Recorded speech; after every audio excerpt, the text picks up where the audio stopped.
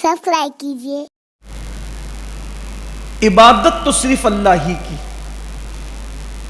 अल्लाह के सिवा किसी की इबादत नहीं। एक ही जात है इबादत के लायक, वो है रब्बे मोहम्मद। रब्बे मोहम्मद के सिवा कोई इबादत के लायक नहीं, कोई खुदा इबादत के लायक नहीं, एक ही खुदा। तो बंदों से कहलवाया जा रहा है। यहां भी कितनी खूबसूरत बात है, कहा जाता है इय्याका नअबुदु, हम तेरी ही इबादत कर रहा है अकेले। और क्या कहता है, हम तेरी इबादत। तो ये हम कौन है? तो यहां पर सूफिया बहुत खूबसूरत नुक्ता बयान करते हैं, अरे तू इबादत जो कर रहा है तो तेरी इबादत इस काबिल नहीं है कि कबूल हो जाए। तो वो जो सहाबा इबादत कर चुके, अंबिया इबादत कर चुके, औलिया इबादत कर चुके, अपनी इबादत को उनकी इबादत के साथ मिलाकर पेश कर, तो अल्लाह उनके सदके तेरी भी कबूल फरमा लेगा। वैसा होता है ना, जैसे कि किसी का माल खोटा होता है, तो खोटा माल एक हो और खरा माल 10 हो। अब बेचने वाला बोले भाई सब साथ में देना है, तो बोलता छोड़ यार, ये 10 तो अच्छे हैं ना, एक खराब है तो क्या हुआ। बिला तमसील अपनी इबादतें मकबूलों के साथ पेश करो, तो उन मकबूलों के सदके हमारी इबादतें भी कबूल हो जाए। अल्लाह के लिए इबादत सिर्फ तेरी इबादत, और मदद भी सिर्फ तुझी से मांगते हैं। अब यहाँ आकर के कुछ लोग थोड़ा सा जो है वो ठोकर खाते हैं कि इबादत तो सिर्फ अल्लाह ही की है और मदद भी सिर्फ अल्लाह ही की है, तो फिर हम अब किसी से मदद क्यों मांगे? अब अगर आप किसी से भी मदद मांगोगे तो मुशरिक हो जाओगे। यहाँ ठोकर खा जाते लोग। अगर किसी से भी मदद मांगना ये शिर्क हुआ, तो डॉक्टर से दवा की मदद नहीं मिल सकती, सेठ से रोजी की मदद नहीं मिल सकती, उस्ताद से तालीम की मदद नहीं मिल सकती। तो कुरान समझने की ज़रूरत है, वो भी अपनी अकल से नहीं, बल्कि अल्लाह के नबी के फरमान की रोशनी में। 1450 साल कुरान की जो तफासिर आई है, वो जो 1400 साल पहले का जो ज़ख़ीरा है, और जो अइम्मा ने, अहले बैत ने, और हमारे बुज़ुर्गों ने, हमारे आकाओं ने, बड़े बड़े उलमा, मुहद्दिसीन ने, मुफस्सिरीन ने जो हमें अता फरमाया, उसकी रोशनी में समझना है। अगर किसी को आप अल्लाह का बंदा समझकर उससे मदद तलब करते हैं कि अल्लाह के इज़्न से ये मदद कर रहा है, तो ये शिर्क नहीं, ये मदद भी अल्लाह ही की मदद है। और अगर आप माज़अल्लाह सुम्मा माज़अल्लाह किसी को भी ये सोचकर कि अल्लाह चाहे ना चाहे, माज़अल्लाह कि ये तो मदद कर देगा, अल्लाह ना भी चाहे तो फिर वो मुशरिक हो जाएगा। नहीं, सारी मदद अल्लाह की तरफ से है, ज़रिया कोई बन सकता है।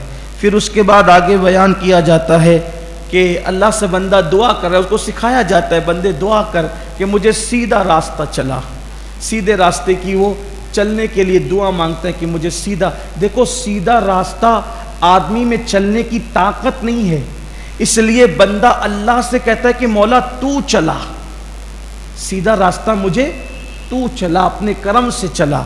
और फिर अब सीधा रास्ता क्या है? इसलिए कि जब अल्लाह ताला ने शैतान को निकाला था, तो उसने चैलेंज किया था कि मैं सीधे रास्ते पे बैठकर तेरे बंदों को वरगलाऊंगा। तब सीधे रास्ते में बड़े इख्तिलाफ है, तो बंदे इसको पहले ही दिन वाज़ेह कर दिया गया, इस सीधा रास्ता किसका रास्ता है? तो फिर वो भी बयान कर दिया गया कि नबियों का रास्ता, सिद्दीकीन का रास्ता, शुहदा का रास्ता और औलिया का रास्ता, ये सीधा रास्ता है, तुम्हें इसकी तरफ चलना है। मतलब ये है कि इबादत में, रियाजत में, रातों में, दिनों में, शादी ब्याह में, मौत मैयत में, हर मामले में तुम्हें किस राह पर चलना है? जिस रास्ते पर अंबियाए किराम चले, वही सीधा रास्ता है। फिर उसके बाद सीधे रास्ते के बाद टेढ़े रास्ते की भी निशानदेही कर दी गई और कहा गया कि मौला उनका रास्ता न चला जिस पर तूने गज़ब किया या जो बहक गए। यानी हमें वलियों का रास्ता चला, हमें सिद्दीकीन का रास्ता चला, हमें शहीदों का रास्ता चला, हमें नबियों का रास्ता चला, मगर हमें यहूदियों का और ईसाइयों का रास्ता न चला। न हम यहूदियों के रास्ते पे जाना चाहते हैं कि यहूदियों ने किताबें बदल दी, यहूदियों ने नबियों की तौहीन की, यहूदियों ने नबियों को कत्ल किया, यहूदियों ने नबियों की बेअदबी की, जुल्म किया, ज़्यादती की, और ईसाइयों ने حضرت عیسیٰ علیہ السلام کو محبت میں خدا کا بیٹا کہہ دیا، ان کی ماں کو معاذ اللہ خدا کی بیوی کہہ دیا، تو نہ ہم ان کے راستے چلا ہمیں، نہ ان کے راستے چلا۔ مجھے اپنی قوم کو دیکھ کر اتنا افسوس ہوتا ہے کہ ہم ہر دعا میں کہتے ہیں غیر المغضوب علیہم ولا الضالین، کہ اللہ نہ ہمیں یہودیوں کے راستے پہ چلا، نہ ہمیں عیسائیوں کے راستے پہ چلا، اور نماز کے بعد چلتے انہی کے راستے پہ، بال کٹیں گے تو انہی کے انداز میں، کپڑے ہوں گے تو انہی کے انداز میں، شادی بیاہ ہوں گی تو انہی کے انداز میں، ملاقات ہوگی تو انہی کے انداز میں، کھانا پینا ہوگا تو انہی کے انداز میں۔ یعنی اللہ نے جس کی طرف جانے سے منع کیا ہے، اس کی طرف زیادہ لوگوں کی توجہ ہو رہی ہے۔ اللہ میری قوم کے حال پر رحم فرمائے، اور اللہ یہود و نصارہ کی فکر سے اس قوم کو محفوظ رکھے اور ان کی سازشوں سے محفوظ رکھے۔ ہمیں بار بار اس کا خیال اپنے بچوں کو دلانا چاہیے کہ یہود و نصارہ کے راستے پر مت چلو، انبیاء کے راستے پہ چلو، صدیقین کے راستے پہ چلو، شہداء کے راستے پہ چلو، صالحین کے راستے پہ۔ اور جب سورہ فاتحہ پڑھ لی جائے تو آمین کہنا یہ سنت ہے، اور اس کی بڑی برکتیں، جس کی آمین فرشتوں کی آمین سے مل جائے اللہ اس کے گناہوں کی مغفرت فرما دیتا ہے۔ کمنٹ شیئر ضرور کریے۔